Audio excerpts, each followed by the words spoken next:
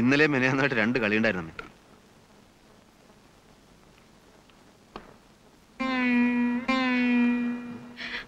എന്താ അമ്മേ, എന്താ ഉണ്ടായത്? എന്തിനാ അമ്മ കരയുന്നെന്ന്? എന്തു അമ്മ എന്തിനാ കരയുന്നത്? ചോദിച്ചത് കേട്ടില്ലേ? അച്ഛനും ഉണ്ണേട്ടനും തമ്മിൽ വഴക്കായി.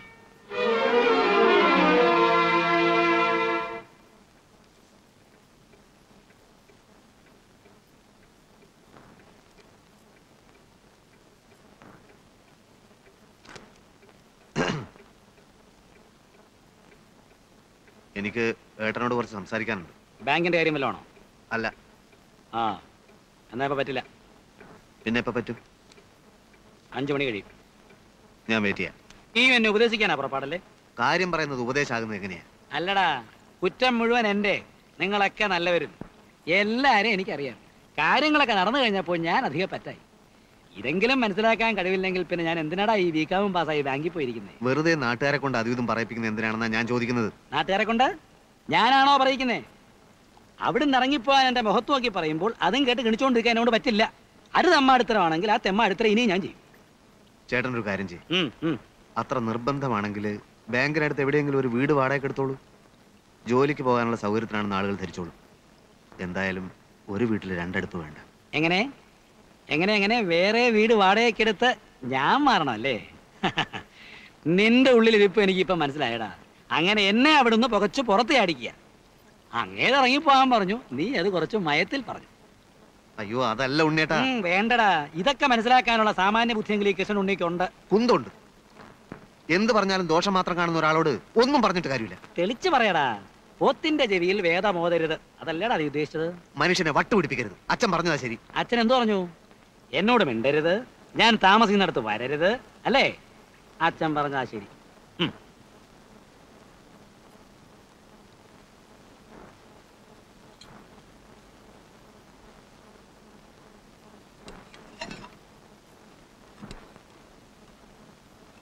ഹാജിയാര് വനത്തിൽ നിന്ന് തടി കൊണ്ടിരുന്ന ജോലിക്ക് വിളിക്കാന്ന് പറഞ്ഞിട്ടുണ്ട്. കള്ളത്തറിയാ, എന്നാലും കാശ് കിട്ടും.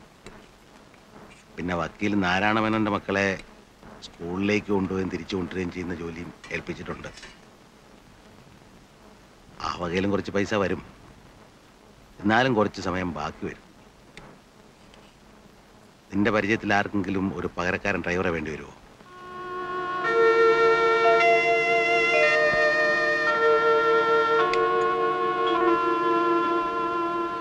കടം വീട്ടുണ്ടേ മോനെ.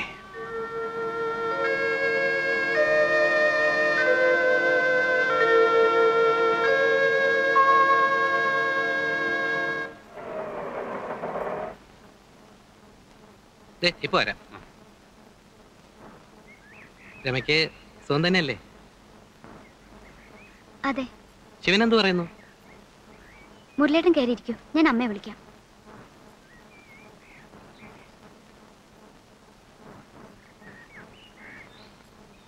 ഇതാരാ? മുരളിയോ? വരും മോനെ, ഇരിക്കൂ. ഇരിക്കുന്നില്ല അമ്മയുടെ കുറച്ച് തിരക്കുണ്ട്. 10:30 വണ്ടിക്ക് മുമ്പ് റെയിൽവേ സ്റ്റേഷനിൽ എത്തണം. ഞാൻ എറണാകുളം വരെ ഒന്ന് പോവാ. എന്തു എവിടെ? എന്തോ എന്താ ഇത്ര അത്യാവശ്യമായിട്ട് എറണാകുളത്തേക്ക്? ഉറപ്പ് പറയാറായിട്ടില്ല. എങ്കിലും ചിലപ്പോ ഞാൻ ഗൾഫിലേക്ക് തന്നെ തിരിച്ചു പോയേക്കും. വിസ ശരിയായി തുടങ്ങിയിട്ടുണ്ട്. നാട്ടിൽ നിന്ന് ബോറടിച്ചു തുടങ്ങി. ഇവിടെ എന്തോ ബിസിനസ് തുടങ്ങാൻ പോവാന്ന് പറഞ്ഞിട്ട് വേണ്ടെന്ന് വെച്ചു. ശരിയായില്ല. നമുക്ക് ആ മണലാരണ്യത്തിൽ കിടക്കാൻ തന്നെയാ യോഗം. അപ്പൊ വീട് പണിയോ? ഓ, തൽക്കാലം അതങ്ങനെ കിടക്കട്ടെ. തിരക്കൂട്ടി തീർത്തിട്ടിപ്പോ എന്തിനാ? താമസിക്കാനാണെങ്കിൽ ആളില്ല. എവളും കൂടി ഇങ്ങോട്ട് വന്നേ പിന്നെ അവിടെ അമ്മ മാത്രമല്ലേ ഉള്ളൂ. അമ്മയെ തനിച്ചാക്കിട്ട് പോയാൽ എങ്ങനെയാ മുരളി? അതൊക്കെ അമ്മയെ പറഞ്ഞ് ഞാൻ സമ്മതിപ്പിച്ചിട്ടുണ്ട്. പടക്കേന്ന് വലിയമ്മ വരും കിടക്കാൻ. അവരെ അടുത്തുള്ളതുകൊണ്ട് മിണ്ടാനും പറയാൻ ഒരാളായല്ലോ. പിന്നെ സമയം കിട്ടുമ്പോ നിങ്ങളൊക്കെ ഒന്ന് അങ്ങോട്ട് ചെല്ലണം. പ്രേമനോട് പറ ഇടയ്ക്കൊക്കെ നിന്നെയും കൂട്ടി അവിടെ ചെന്ന് താമസിക്കാൻ. പ്രേമന എവിടെ? നാടകസമിതിയിലേക്ക് പോയിരിക്കുക. ശങ്കരേട്ടനോ? അച്ഛനും പുറത്തു പോയിരിക്കുക. വരുമ്പോ പറഞ്ഞാ മതി. പിന്നെ ഞാൻ അന്ന് പറഞ്ഞതൊക്കെ ഓർമ്മയുണ്ടല്ലോ. ഭാര്യ, ഭർത്താവ്, കുടുംബം. രമ ചിലപ്പോ കാപ്പി ഉണ്ടാക്കാവൂ. ഒന്നും വേണ്ടെന്ന് പറഞ്ഞേക്കെ. എന്നാ വരട്ടെ. അല്ല മുരളി ഒന്നും കഴിക്കാതെ? അതല്ലേ പറഞ്ഞത്, ഇപ്പൊ ഒന്നും വേണ്ടെന്ന്. ആ ഗോപു ഒന്ന് ചോദിക്കാൻ വിട്ടുപോയി. ഗോപുന്റെ റിസൾട്ട് കഴിഞ്ഞ ആഴ്ച ആയിരുന്നില്ലേ? എന്തായി? എന്തിനാ മുരളിയായിട്ട് ആവശ്യമില്ലാത്ത ഓർമ്മിപ്പിക്കുന്നത്? ഇതുവരെ അത്ഭുതങ്ങളൊന്നും സംഭവിച്ചിട്ടില്ല. പക്ഷെ അടുത്ത സെപ്റ്റംബറിൽ ചില അത്ഭുതങ്ങൾ ഇവിടെ സംഭവിക്കും. ഞാൻ കാര്യമായി ശ്രമിക്കാൻ പോവാണ്. ഭയങ്കര കനം.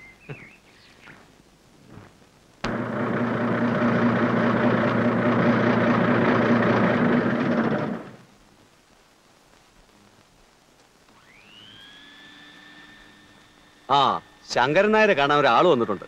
ആരാ? ആരാന്ന് പറഞ്ഞില്ല. ആ എന്താ അച്ചു ഇവിടെ? മനുഷ്യനാണോ താൻ?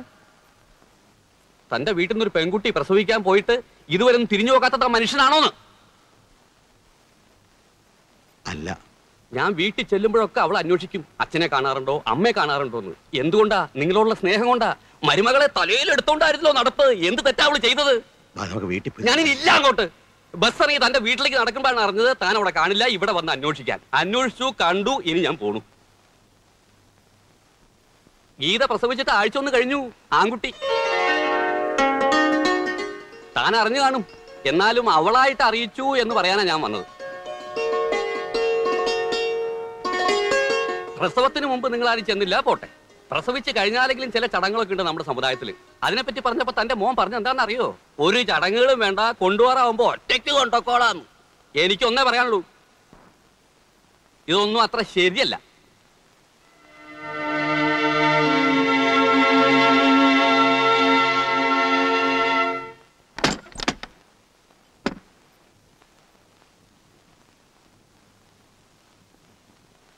അമ്മണി,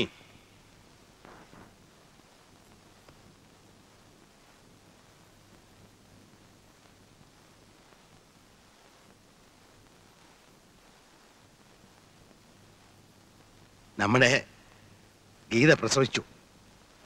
ആൺകുട്ടി.